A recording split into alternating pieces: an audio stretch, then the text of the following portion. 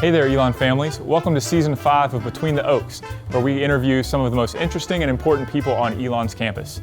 I'm Will Robertson, Director of Parent Engagement, and today we're excited to be joined by Associate Teaching Professor of English, Paula Patch. In this conversation, we'll cover the Common Reading Book, Elon's first-year student experiences, as well as what makes an Elon education unique. We're pleased to be joined this afternoon by Paula Patch. Paula, thank you so much for joining us. Thanks for having me. Of course. And you're one of those people at Elon with a super long title. Yes. Yours is Associate Teaching Professor of English and Associate Director of First Year Foundations and the Common Reading Program in the core curriculum. Yes. What does that mean?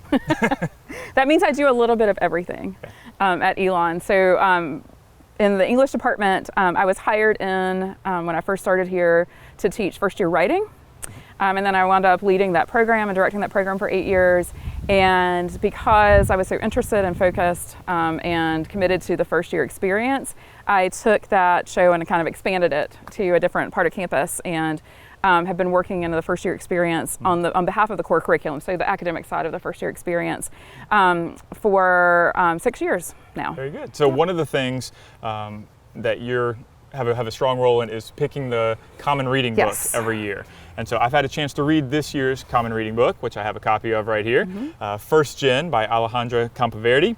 And I think it's a fantastic book. It's a really easy read and really interesting. So how do Common Reading books get chosen? Okay, so we have a Common Reading Committee, and it's made up of faculty, staff, mostly from student life, different student life areas, people who have a high touch, particularly with first year students, and students. Yep. And we try to pick students who are in their second or third year, because they'll have a better memory of their own reading. We solicit recommendations from the entire campus community, and we get suggestions from students, faculty, staff, and sometimes retirees. So because whoever gets the campus emails gives us a recommendation. We also have, there's a lot of people on the committee who attend a lot of conferences where publishers bring their most recent crop of books. So there is an actual part of the academic publishing industry that is dedicated to common reads or first year reads, they call them different things. And so they will bring books, they'll bring speakers, and so a lot of us get to get copies of lots of books, see lots of speakers, and so we have our eyes out at our conferences, and then of course I keep my eyes out, and other people do too, just in things like the New York Times, things I've read. I'm an avid reader, I'm an English professor. So we get a lot of suggestions from a lot of different places.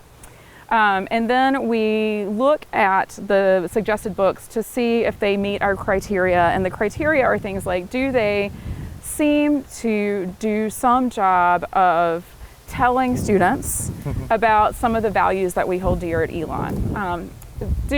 But then also, does it do a good job of helping students understand their world and their place in it? Sometimes our books are a lot more about the world, and sometimes the books are a lot more about how to act in the world. And then we try to pick a book that your average first year student might read. Right. So we look at length, it can't be too long. We look at sort of how it reads, how does the story flow, how does the narrative flow, and then of course we want to pick an author who's very dynamic, because we bring the author to campus every fall. Yeah, so that's coming up soon on September the 18th. Yes. What does having the author come to campus add to the whole experience? So first of all, I think it's really important when you've read a book that you get to actually meet in person the person who wrote it. Even if you didn't like the book, it's kind of cool to see the person who put all of this time and effort into the book. Fortunately, students really like this book, and they've really liked a lot of the most recent Common Reading books we've had. So what it really adds, what can happen is, and what has happened in the past is students can get their book signed, they can get a ticket signed, but they can also walk up to the speaker, because we have opportunities for them to actually meet the person, not just listen to them talk. And they can ask a question about something that was really important to them in the book. And that is really meaningful. So that one-on-one interaction with an author, not just saying, I loved your book, but saying, tell me more, teach me a little bit more. And we've gotten to where, too, we've tried to pick authors who are really generous with their time in that way, and who really also enjoy doing that with students. We're really excited because Alejandra Campoverdi really wants to have those one-on-one conversations with students. And so the students are in for a real treat with her visit this year. So what they read the book over the summer, like right before they come to school.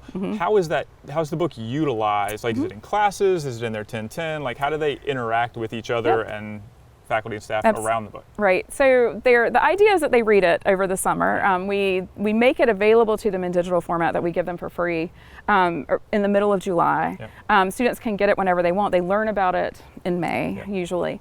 And then it is a required text in Core 1100, which is the global experience. So half of our students are in Core in the fall. And so those students will immediately jump into a class where they are going to be talking about it. They might talk about it, they might do an assignment related to it, they might go to hear the speaker. There's lots of different ways that they might interact with the book. Some students will not get that interaction until spring, and that's okay. It is considered a whole year read. Some students might talk about it in English 1100, and then sometimes they'll talk about it in Elon 1010. So somewhere in that group of first year foundations courses, they're going to have a conversation about it. And then we hope that they're talking to each other about it anyway, because they all have this kind of shared experience. Yeah, and so you mentioned earlier, like a lot of your role is around that first year experience.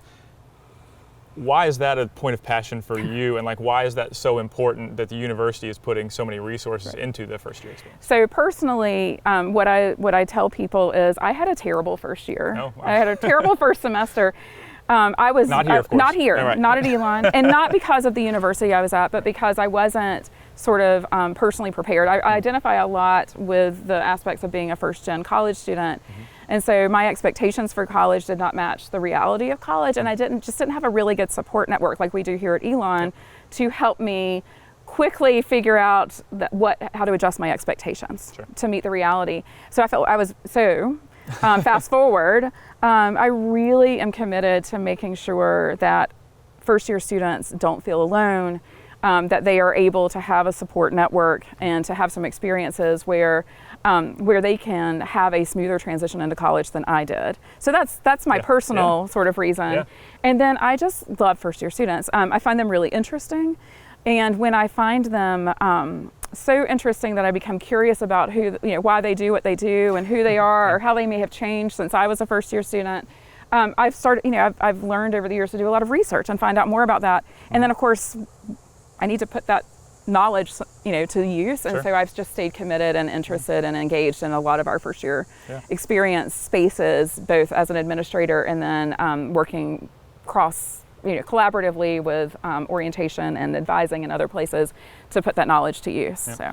And you are starting your 20th year here. I'm starting my 20th year. You've been here 19 years. Yes. What do you think, what makes an Elon education unique and different from what you might get at a different school? So I think it's what I just said. You can't be invisible here. Somebody knows who you are, somebody cares about you.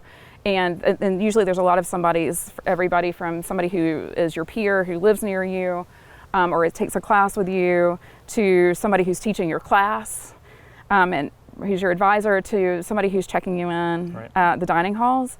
You can't go unnoticed, and so you don't go uncared for and unsupported. And I've never seen a place that does it the way that Elon does. And that's what's really enriched my time here too. I've gotten to know so many students in so many different ways, and I've stayed connected to them. And I think that's also really unique. I'm not connected to my former professors the same way that I'm connected to my former students here at Elon. And so I just don't think you get it anywhere else. And those of you who are at home that are watching, if you're attending Family Weekend in a couple of weeks, you'll have a chance to interact with Paula if you would so choose. She's hosting a book club about this exact book. About that exact book. Yeah, and so if your students had this book, and if you haven't had a chance to read it, certainly recommend you reading it and joining that book club. Absolutely. And you don't have to read it to join the book club. You can come in and have a conversation about it without having read it, but we'd love for you to read it too and talk to your student about it. And it really is it's a relatively quick read. Quick read, and the students have loved it. They may have needed a little bit of persuasion to open it up and read it and get started, but the ones who have read it said, I'm glad I did. Yeah, awesome. It's been great. Well, as somebody who's been in the area for a long time, the way we always close these interviews is asking for a recommendation. So for parents who are coming to visit, whether it be Family Weekend or a different time, a restaurant, a thing to do, a place to go, when people come to visit with their students, a lot of times their students want to get off campus. So what would you recommend families do with their students? So this is a great question for me. I'm a Greensboro native. I love Greensboro. Greensboro is not far away. I know a lot of families stay in Greensboro. There is a fantastic delicatessen in Greensboro. It's called Lock's, Stock, and Bagel. Okay. It's been there for about 40 years. I worked there as a college student, so Oh, wow. I am totally biased, but it is still the best deli I've ever been to. And so, especially for those of you who are coming from places that have really fantastic delis and you want a good deli experience, Lock, Stock, and Bagel in Greensboro, the way I described it to students is it's on the way to Trader Joe's. There you go. So, Well, I've lived yeah. here for 16 years and I've never been, so I will take You need that to go. recommendation as well. And hopefully the folks at home, Yeah. when they come visit, will do that as well. Well, thanks so much for joining us, Paul. That was very insightful, and it's good. I know parents are always enjoy meeting the folks that their students are interacting with. So we appreciate that very much. And for those of you at home, thank you so much for watching. If you're new to Elon and haven't watched our other episodes of Between the Oaks in previous years, definitely go back on our website and check those out. We've interviewed lots of interesting people over the last couple of years. And so we will be back next month with another interview. And we look forward to seeing you on campus at Family Weekend. And we'll see you on Between the Oaks next month. Thank you.